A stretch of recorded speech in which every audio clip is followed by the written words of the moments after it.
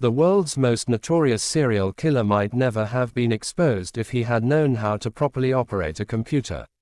Imagine a man who was secretly a serial killer, yet at the same time a trusted friend to his victims, a respected figure in his town, and above all, a doctor. This disturbing story revolves around Drive. Harold Shipman, a man who used his medical practice not to save lives, but to end them. In a small English town called Hyde, with a population of just around 30,000 people, Shipman carried out serial killings right in front of everyone for nearly 23 years. Even after causing the deaths of more than 250 people, no one ever suspected him. And perhaps no one ever would have, if he hadn't made one critical mistake. What drove him to kill? How did he manage to stay unnoticed for so long?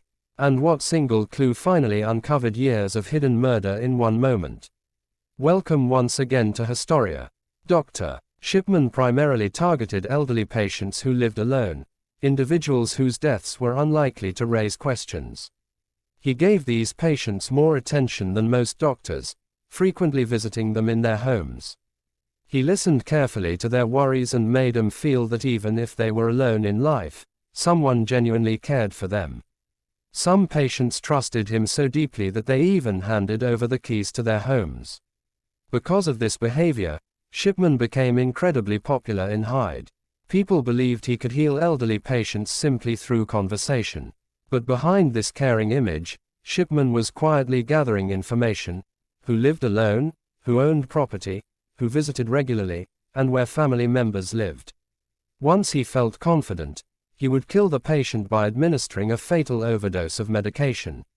Since most of his victims were over the age of 80, their deaths were easily blamed on natural causes. For many years, this continued without raising suspicion.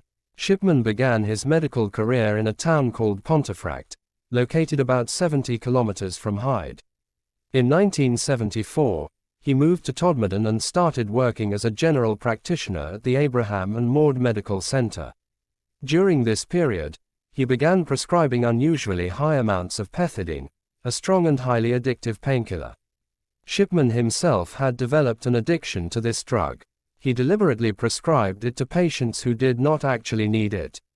After taking the medication, patients felt unusually good, unaware that they were becoming dependent. This caused them to grow even more attached to him. Eventually, hospital authorities discovered his drug addiction. He was dismissed from his job, and his medical license was nearly revoked. However, after spending some time in rehabilitation and once the incident faded from public memory, he returned in 1977 and relocated to Hyde.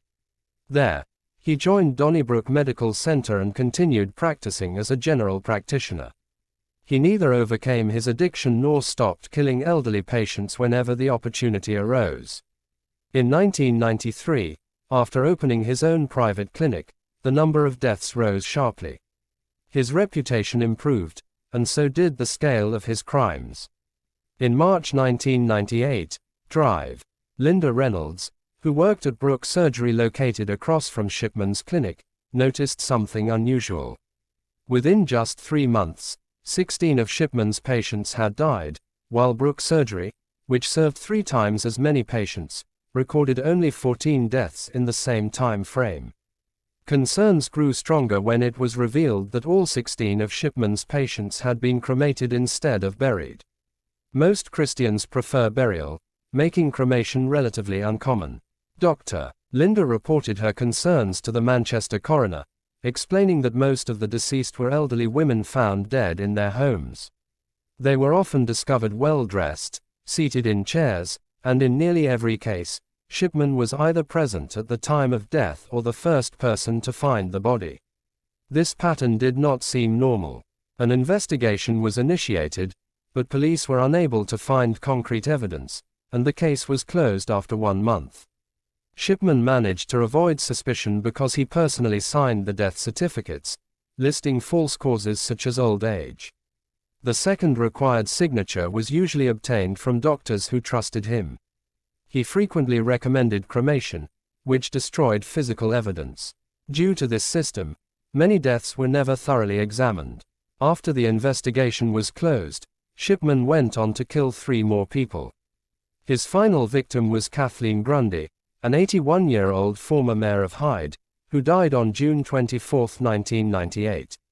Shipman was the last person to see her alive and later signed her death certificate, once again stating old age as the cause. Kathleen's daughter, Angela Woodruff, a lawyer, became suspicious when she received her mother's will, which left the house to Shipman. The inheritance itself was not unusual, as Shipman was close to the family. What raised doubts was that Kathleen owned 2 houses, yet the will mentioned only one, suggesting it had been written by someone unaware of the second property. Angela approached the police, and the investigation was reopened. Kathleen's body was exhumed and examined, revealing high levels of diamorphine, a medical form of heroin, in her system. Shipman claimed she was a heroin user and stated that he had recorded this information in her computer medical records. What Shipman failed to realize was that computers automatically store the last edited date of files. Police discovered that the records had been altered after Kathleen's death. They also recovered the typewriter used to produce the forged will. Certain damaged characters on the machine matched missing letters in the will exactly. On September 7, 1998, the respected doctor of Hyde Drive, Harold Shipman, was arrested. Following his arrest, many families came forward, saying they had long suspected something was wrong but were too afraid to challenge such a well-known doctor. A thorough inquiry was launched, reviewing medical files, death certificates, and interviewing families. Several bodies were exhumed for forensic analysis. Investigators uncovered a clear pattern: lethal doses of diamorphine, Shipman signing death certificates himself, causes of death listed as old age, and cremation recommended to eliminate evidence. It was officially confirmed that Shipman murdered 218 patients between 1975 and his arrest. Due to insufficient evidence, some cases could not be proven, and experts believe the actual number may be as high as 260 or more. Shipman was convicted of 15 murders and sentenced to life in prison.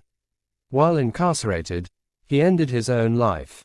After his death, a fellow inmate claimed that Shipman had confessed to killing 508 people, though this claim was never officially verified. The true reason behind his actions remains a mystery. Some believe he was a psychopath, others think money played a role, while some experts suggest it was connected to his mother's death from cancer, during which she was treated with morphine. It is believed that Shipman may have developed an obsession with watching people die under similar circumstances. We hope you enjoyed this Historia video. Don't forget to like, share, and leave your valuable comments. We'll see you in the next amazing video.